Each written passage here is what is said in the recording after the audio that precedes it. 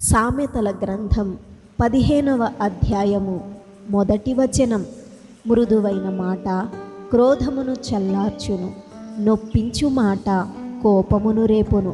2వ వచనం.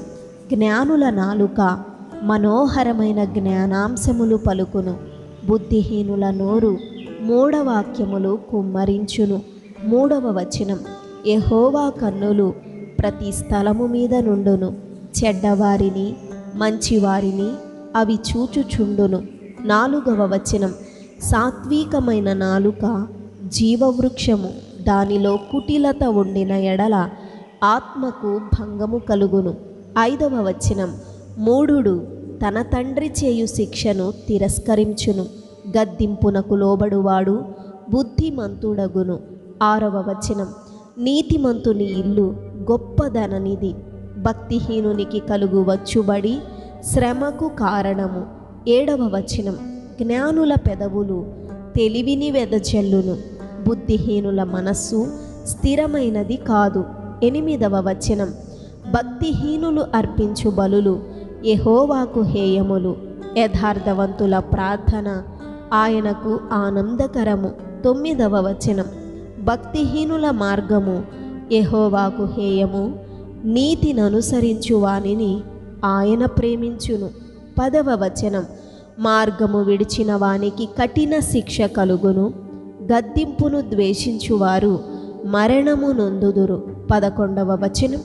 పాతాళమును అగాధ కూపమును యెహోవాకు కనబడుచున్నవి, నరుల హృదయములు మరితేటగా ఆయనకు కనబడును కదా.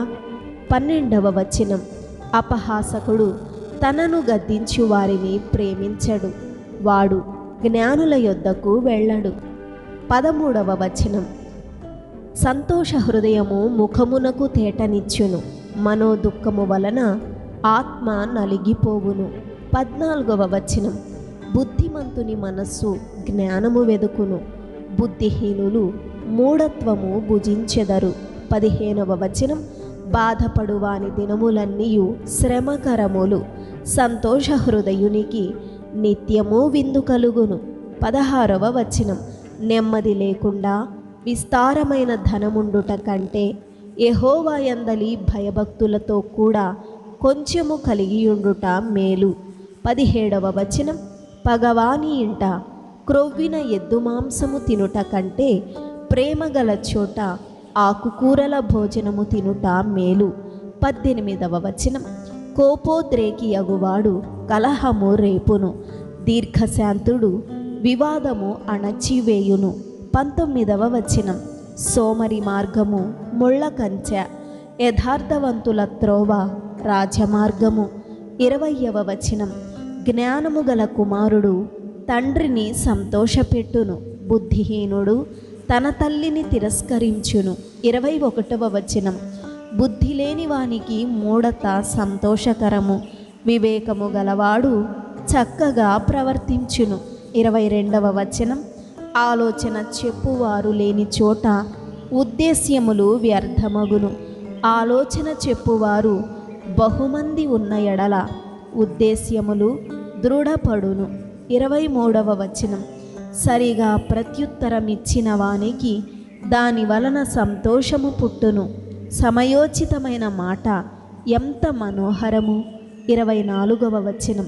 క్రిందనున్న పాతాళమును తప్పించుకొనవలెనని బుద్ధిమంతుడు పరమునకు పోవు జీవమార్గమున నడచుకొనును. 25వ వచనం. గర్విష్ఠుల ఇల్లు యెహోవా పెరికివేయును, విధవరాలి పొలిమేరను ఆయన స్థాపించును.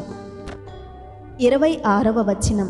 దురాలోచనలు యెహోవాకు హేయములు, దయగల మాటలు ఆయన దృష్టికి పవిత్రములు. 27వ వచనం. లోభి తన ఇంటి వారిని బాధపెట్టును, లంచమున సహించుకొనువాడు బ్రతుకును. 28వ వచనం. నీతిమంతుని మనస్సు యుక్తమైన ప్రత్యుత్తరమిచ్చుటకు ప్రయత్నించును, భక్తిహీనుల నోరు చెడ్డ మాటలు కుమ్మరించును. 29వ వచనం. భక్తిహీనులకు యెహోవా దూరస్థుడు, నీతిమంతుల ప్రార్థన ఆయన అంగీకరించును. 30వ వచనం. కన్నుల ప్రకాశము చూచుట హృదయమునకు సంతోషకరము, మంచి సమాచారము ఎముకలకు పుష్టి ఇచ్చును. 31వ వచనం, జీవార్థమైన ఉపదేశమును అంగీకరించువానికి జ్ఞానుల సహవాసము లభించును. 32వ వచనం, శిక్ష నొందనొల్లని వాడు తన ప్రాణమును తృణీకరించును, గద్దింపును వినువాడు వివేకియగును. 33వ వచనం, యెహోవాయందు భయభక్తులు కలిగియుండుట జ్ఞానాభ్యాసమునకు సాధనము, ఘనతకు ముందు వినయముండును. ఆమేన్.